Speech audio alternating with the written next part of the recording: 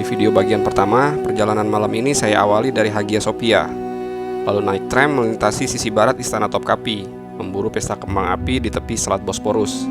Tapi karena terlalu dingin, kita lanjut ke tujuan berikutnya menyeberangi Selat Bosporus dan tiba di Karakoy. Area ini sudah dekat sekali dengan Galata Tower, tapi saya nggak ke sana. Saya akan melalui tunnel yang melintasi di bawah tanah.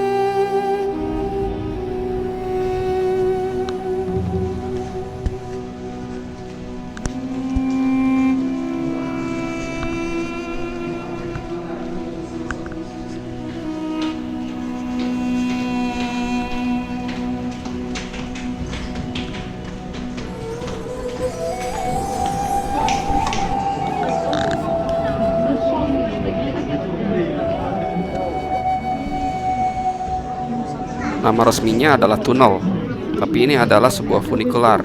Sistemnya seperti kabel car yang bergerak dari dataran rendah ke dataran tinggi melalui sebuah terowongan panjang.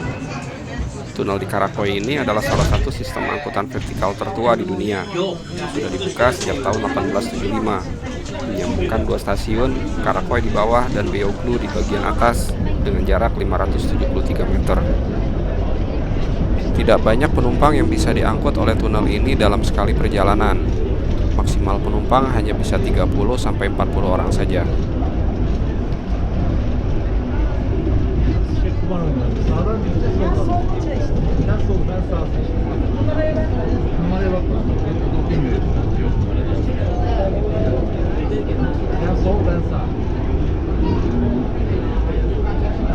Ada dua funicular, satu berangkat dari atas dan yang satu lagi dari bawah, bergerak bersamaan dan akan bertemu tepat di tengah tunnel dalam sebuah persimpangan. Saat di tengah tunnel ini berarti kita tepat di bawah Galata Tower. Lama perjalanan hanya 90 detik. Wow. Sungguh sulit dipercaya kalau mereka sudah memiliki transportasi seperti ini di tahun 1870-an. Di tahun segitu, di Indonesia masih terjadi perang Aceh oleh Cut Nyak-Dien dan Tengku Umar, serta pemberontakan Tuanku Imam Bonjol di Jambi.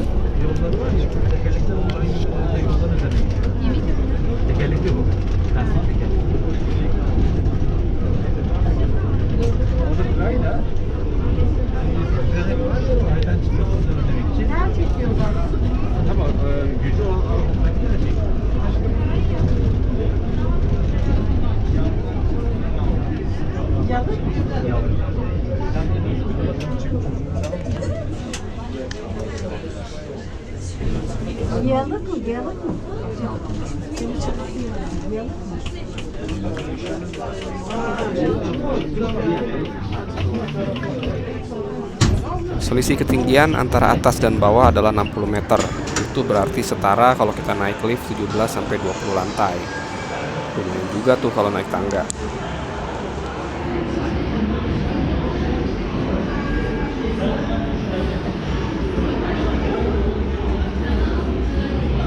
Keluar dari stasiun tunnel di Beyoğlu, kita langsung masuk jalan pedestrian terkenal di Istanbul, Istiklal Caddesi. Jalan ini tidak sepenuhnya car free, tapi kendaraan pribadi tidak diizinkan melalui jalan ini. Ada tram yang menghubungkan antara stasiun Beyoğlu di satu ujung dan Taksim Square di ujung yang lain, menelusuri sepanjang 1,4 km jalan ini.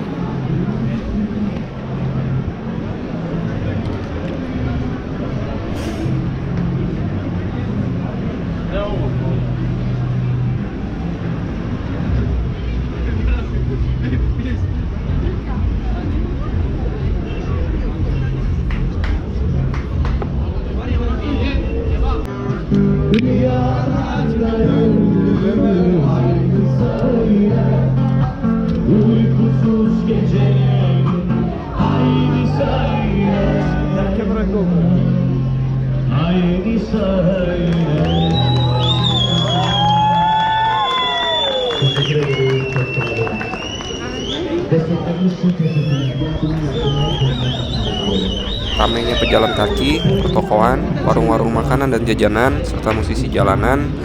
Kok saya jadi ingat kayak jalan di Malioboro. Yang paling mau saya lihat di sini itu macam-macam kulinernya.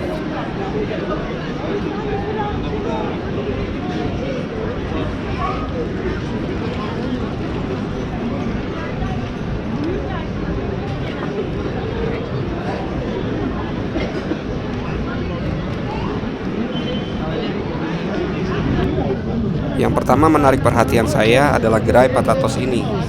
Sesuai namanya, menu utama andalannya adalah kentang. Makanan ini disebut kumpir. Kentang besar yang di oven, dibelah dan dalamnya dihancurkan. Lalu diberi topping macam-macam daging dan sayuran, acar, mayones, keju parut, dan lain-lain. Saya sih belum lihat yang seperti ini di Indonesia. Menggiurkan. Tapi ngebayangin ngabisin kentang sebesar itu bakalan enak deh.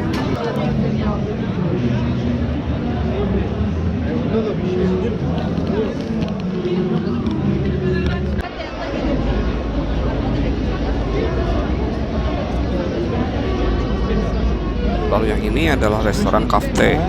Konsepnya open kitchen. Melihat table setupnya kok proper banget ya, kayak restoran mewah. Kofte ini mirip-mirip kebab, sama-sama sajian daging dan dimakan dengan roti. Bedanya kalau kofte itu dagingnya udah diolah, dicincang dan diberi bumbu, lalu dibentuk bola ataupun patty, baru kemudian dibakar atau dipanggang. Kalau kebab kan potongan atau irisan daging yang langsung dipanggang.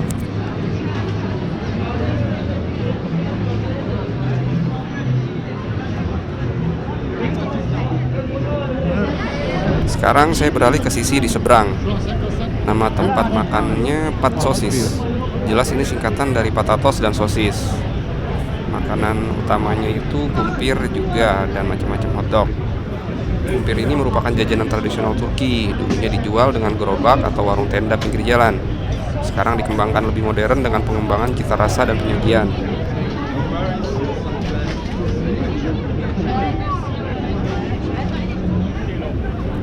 Di sisi jalan yang sama, saya bertemu display besar toko dessert. Mayoritas jualannya sih baklava. Semerbak banget nih aroma diabetes.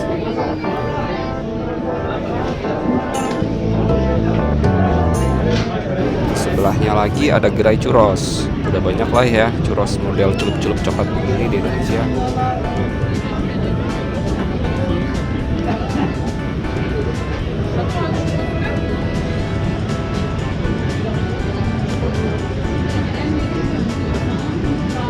Saat ini udah lewat setengah 11 malam. Malam ini sih emang khusus karena hari raya, sehingga toko-toko masih buka hingga selarut ini. Tapi di hari-hari biasa pun sebagian toko-toko di sini memang buka hingga malam. Rata-rata sih mereka baru tutup di jam 9 dan 10 malam, dan bisa lebih malam lagi pada saat malam minggu.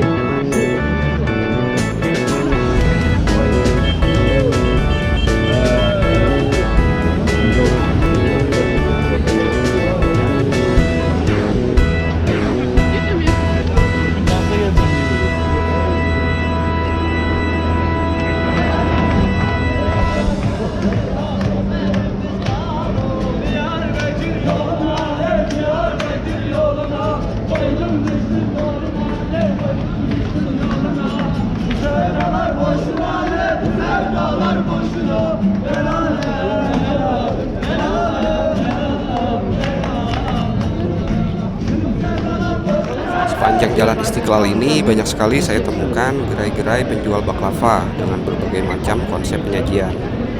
Baklava adalah simbol kue khas Turki yang terkenal dengan kekayaan rasa dan keindahan tampilannya. Baklava yang sekarang sudah mengalami perpaduan budaya dan pengaruh dari berbagai peradaban Timur Tengah dan Mediterania. Padahal asal makanan ini diperkirakan dari peradaban Romawi dan Bizantium. Nah, toko baklava Hafiz Mustafa ini yang paling sering saya temui sepanjang jalan ini, bahkan di seluruh Istanbul, dan semuanya ramai. Toko Hafiz Mustafa sudah ada dari tahun 1864. Bukan yang tertua memang, tapi jadi yang paling terkenal bahkan di seluruh Turki, dan memiliki cabang yang terbanyak dari toko-toko baklava yang lain. Sedangkan toko baklava tertua di Istanbul adanya di Karakoy, namanya Karakoy Guroglu.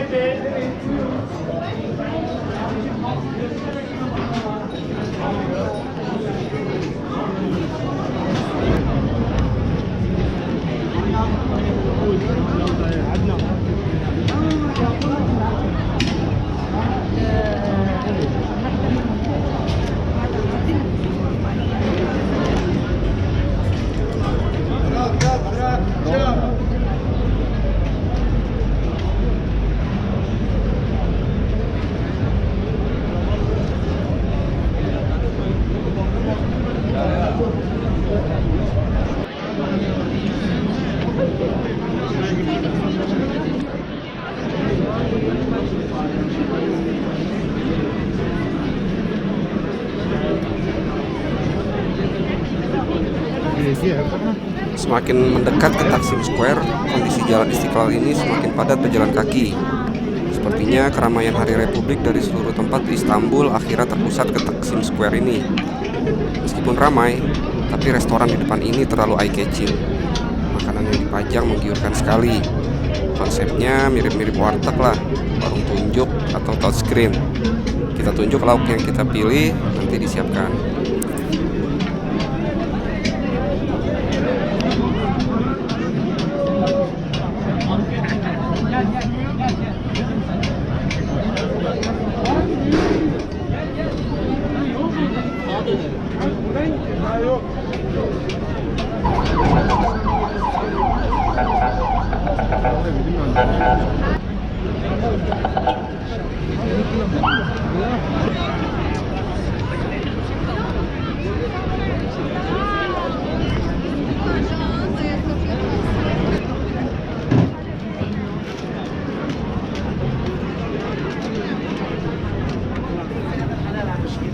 Taksim Square jadi salah satu tempat paling ikonis di Istanbul.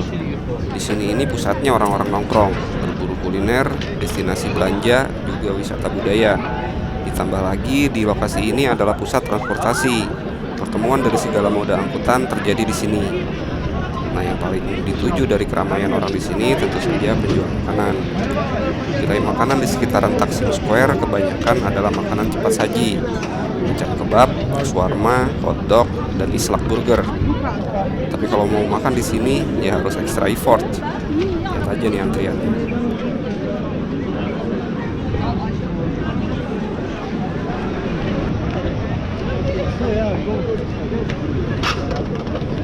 Bir kolu var, bir kolu yok.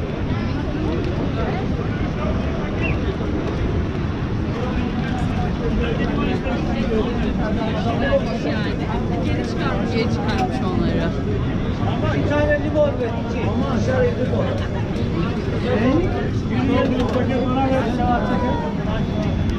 Bu muydu? 150 lira yazıyor. 13 var. Hoş geldin.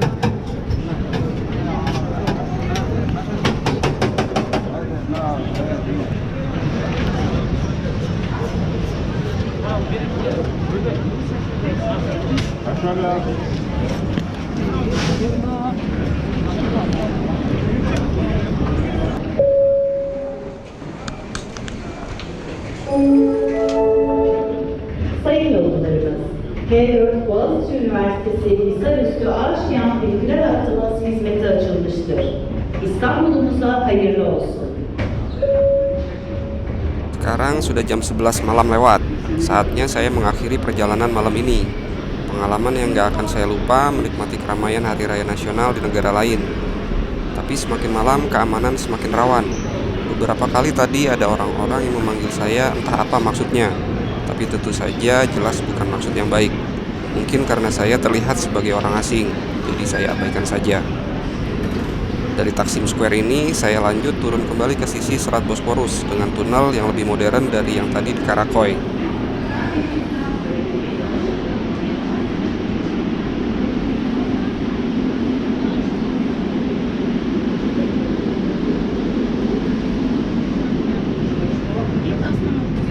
Kalau yang ini nama resminya adalah Funicular Tunnel. Mulai beroperasi di tahun 2007 dan menggunakan kereta listrik modern dengan desain yang lebih canggih dan nyaman bagi penumpang. Kalau Karakoy Tunnel pada awalnya bertenaga uap, baru kemudian dikonversi menjadi bertenaga listrik. Funicular ini menghubungkan stasiun Taksim di sisi atas dengan stasiun Kabatas di sisi bawah. Waktu tempuhnya 90 detik, sama seperti tunnel yang di Karakoy.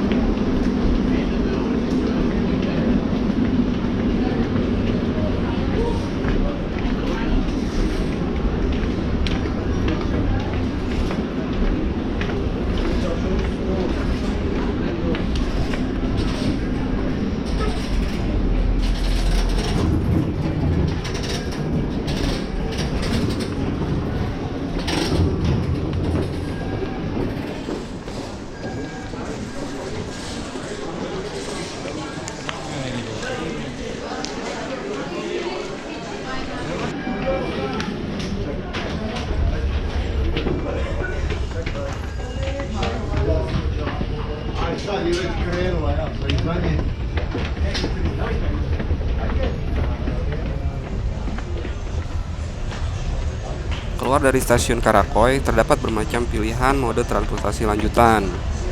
Kita bisa naik bis, ada pula feri untuk menyeberang Selat Bosporus atau pesisir lain dari kota Istanbul. Sedangkan saya lanjut naik tram T1. Tram ini menuju kembali ke distrik Karakoy, terus ke arah Topkapi, Hagia Sophia, Blue Mosque, dan Grand Bazar. Tapi kelanjutan perjalanan saya di Istanbul akan saya lakukan besok pagi.